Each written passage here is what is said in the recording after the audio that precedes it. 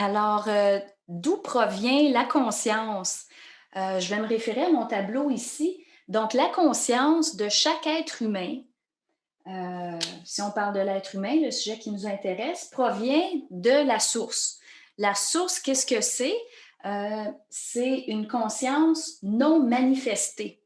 Donc, on pourrait dire la forme et la conscience. Je vous ai dit que ça fonctionnait ensemble tantôt. Donc, la forme, elle est non manifestée, alors la conscience, elle est en dormance. Alors, le petit dessin ici que j'ai fait signifie vraiment la conscience en dormance, c'est un trou noir. Si on regarde qu'est-ce qui se passe vraiment dans le réel, si on regarde dans le ciel. Donc, un trou noir, c'est une conscience en dormance. Et au centre, il y a ce qu'on appelle une source non manifestée. Donc, une forme. La forme n'est pas manifestée. Alors, on a le plan non manifesté. Ensuite, qu'est-ce qui se passe en termes de conscience? La conscience se manifeste. Et lorsque la conscience se manifeste, là, on parle d'un esprit universel. Alors, du soleil. Alors, c'est vraiment le symbole inversé.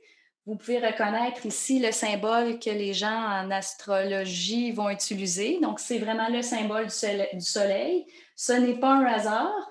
Donc, la conscience se manifeste, prend corps et prend le corps du soleil. Alors, la conscience humaine, d'où est-ce qu'elle vient? On pourrait dire, oui, de la source dans un terme non manifesté, mais dès qu'elle se manifeste, on pourrait dire la conscience est solaire. Alors, tous les êtres humains viennent du soleil. Il y en a qui vont dire, non, non, il y a une erreur, l'être humain vient du singe. Mais là, on parle d'une évolution des corps, on ne parle pas de la conscience, c'est vraiment une autre chose. Donc, ceux qui veulent parler du singe ou des différentes races ou des différents véhicules que la conscience a pu habiter, c'est une chose. Mais là, je vous parle de conscience. Alors, la conscience est solaire.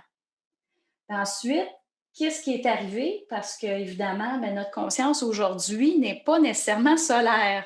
Pourquoi? Mais parce qu'on a perdu une partie de notre énergie. Moi, j'utilise le terme diffraction pour dire que c'est perdu. Puis, ensuite, qu'est-ce qui est arrivé? Mais l'esprit universel est devenu un esprit. Alors, si on veut une recette, comment est-ce qu'on crée un esprit? On enlève quelque chose, donc de l'énergie, de la lumière à l'esprit universel, et on crée un esprit sur un plan de conscience qui est inférieur, donc qui est plus bas que celui de l'esprit universel. Ensuite, même processus, on retire de l'énergie à l'esprit, donc on y enlève une partie de sa conscience, et on se retrouve avec un ego qui, avec les années, avec l'évolution humaine, a créé différents corps, qu'on appelle les corps inférieurs, qui l'habitent.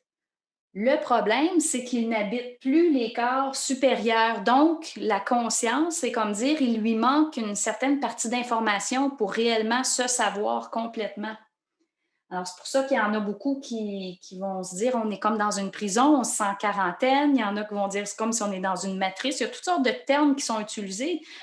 Puis les fameuses questions existentielles, donc qui suis-je, où vais-je, etc. Donc, l'ego n'a pas accès au réel de qui il est parce qu'il y a trop de son énergie qui a été perdue.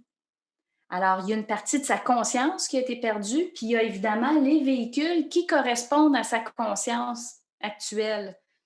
Donc, plus l'être humain va grandir en conscience, mais plus il va développer des corps subtils sur des plans supérieurs pour être capable de se savoir sur des plans plus élevés en conscience.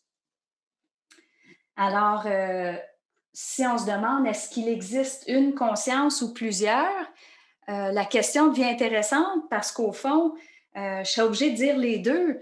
Il y en a une, puis il y en a de multiples à la fois. C'est comme dire l'énergie de la source ou la réalité de la source est présente sur tous les plans de conscience. Toutefois, les plans de conscience n'y ont pas nécessairement accès. Donc, le fait qu'on n'y a pas accès, pourquoi on n'y a pas accès? À cause de la fameuse diffraction. Il y a une partie de notre lumière qui a été retirée, donc on n'a plus accès au réel de qui on est. Donc, on se sent isolé dans notre conscience. Donc, c'est vraiment ce qui fait en sorte que on peut parler que la conscience devient multiple.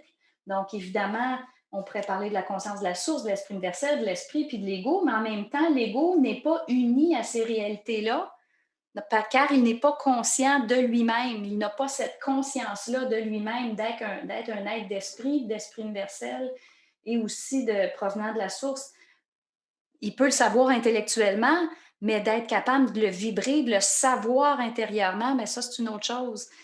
Alors, donc, la conscience de l'ego se sent séparée, même s'il contient, on pourrait dire, il contient tout, mais il n'y accède pas. Il n'y a pas encore les sens, il n'y a pas encore les corps pour supporter la totale réalité de qui il est. Mais un jour, il va réaliser que sa conscience fait partie d'une conscience unifiée qui est solaire, si on parle des plans manifestés, évidemment. Donc voilà pour répondre un peu à ce qu'est la conscience.